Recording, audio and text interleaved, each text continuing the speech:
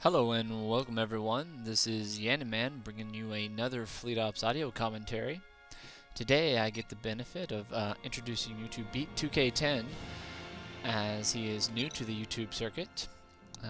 Beat2k10 is playing the Red Federation here on Early Bird, and his opponent for today as the White Borg is Drrrr.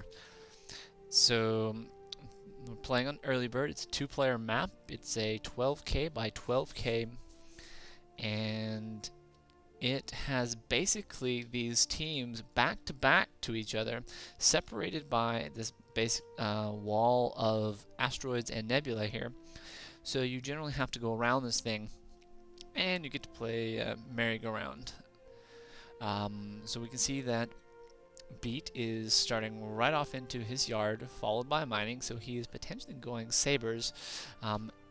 If we were expecting, say, monsoons or intrepids, we would have expected an engineering first as the more efficient route to get a faster monsoon and or intrepid. Obviously over here the Borg are doing their normal thing with the conduction matrix going up in first, and just the normal mining going straight for the titanium. A little bit of scouting here, possibly getting familiar with the map, or I don't know what's going on here. Scouting here by the Federation, Beat2k10 scouting his Borg, but is not really going to be able to see anything more than, say, the fact that this is an Ascem Borg.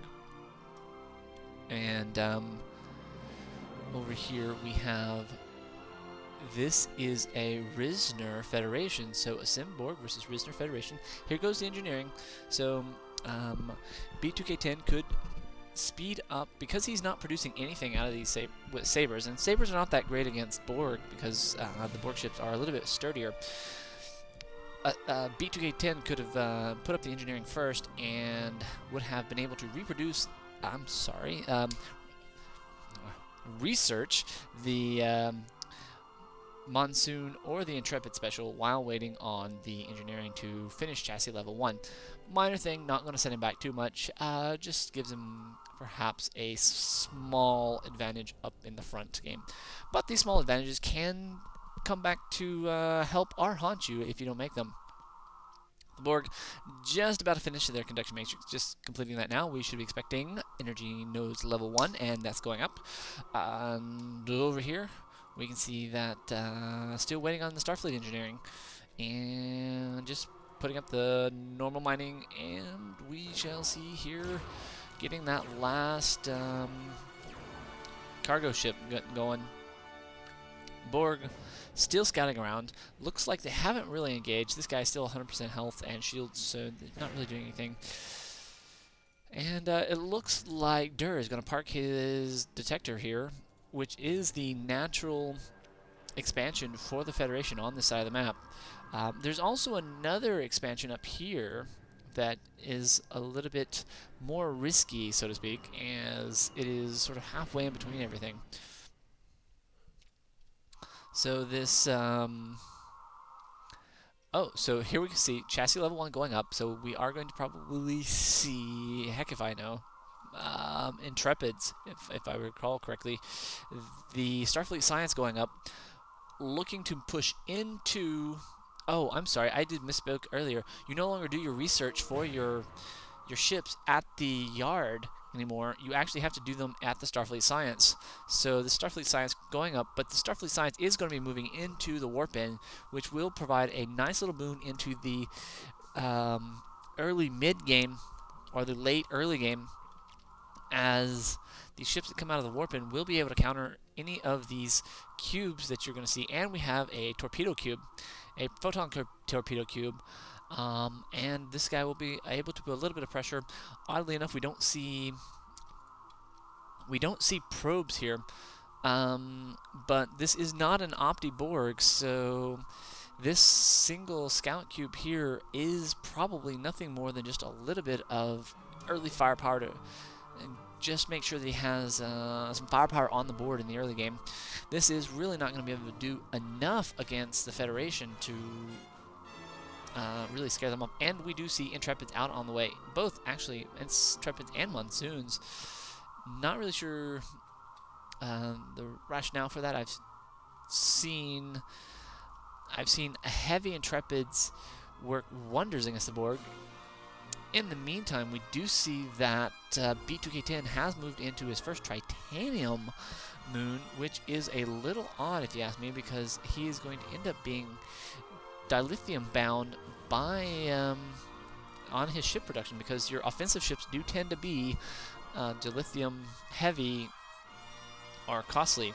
So here we have the Scout Cube. If it moves over here, it's going to end up getting some free kills, and that would work very well in Drrr's favor. The question is he going to round down and move into the main Federation base or not? And it looks like he's just totally going to buy... Oh, and he is coming down. Oddly enough, he is just barely missing this undefended expansion, and he's being followed by another Scout Cube, another Photon Torpedo Scout Cube.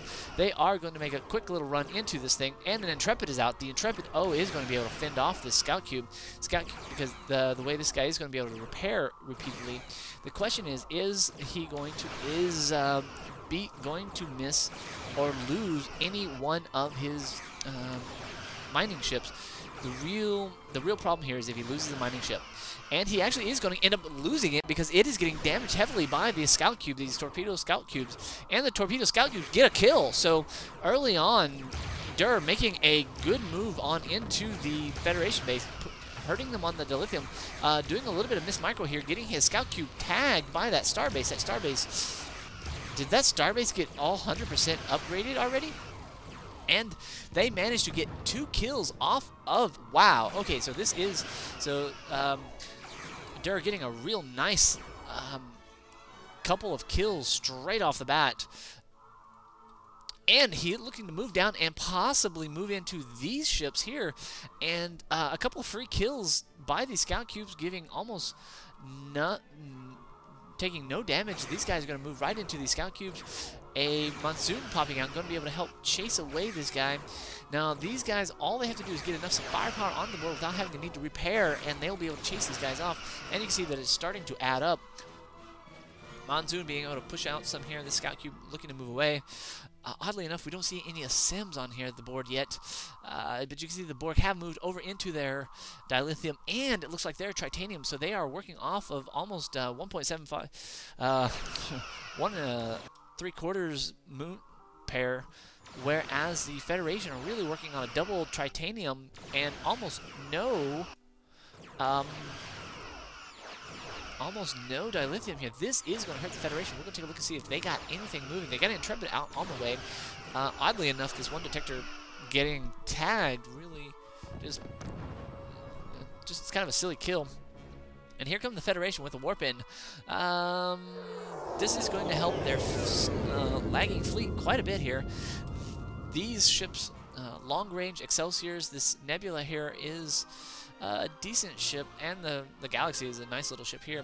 So this little fleet of 5 vessels is going to be able to move around.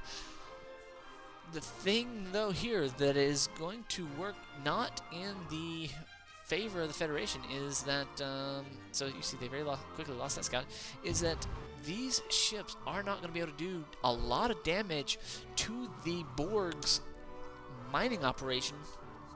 And here comes the Assimilator. So the Assimilator are going to come out. These Intrepids, let's go take a look at this crew size of these Intrepids. 85 Monsoons are sporting a 60 crew, so these Monsoons are very susceptible to that Assimilator. So the Assimilator is going to target this Monsoon automatically. And we are going to see that these Assimilators will just take out these Monsoons very, very easily. And so the Feds won't have much to be able to, will lose some ships really quickly to 0 crew. Now you can see something about these Scout Cubes. These Scout Cubes are photon torpedo launchers, and that means they don't regen near as fast. So these 2 Scout Cubes, this duo here, is really no match for any of these ships here. One-on-one, they may be able to damage, but it'll take so long. And actually, I think even the Nebula, probably the weakest of these 3 ships here, would very easily be able to take out these guys. This Excelsior, it's probably it's an 18, but really these guys are going to end up getting tagged, and this is actually a bad move. So you can see that Drrrr is not really babying these ships quite enough, and he is going to lose this 1 Scout Cube. He can manage to lose this if he is this is okay. He actually does make up for his mistake by very nicely moving this one guy away very quickly. And this guy is basically going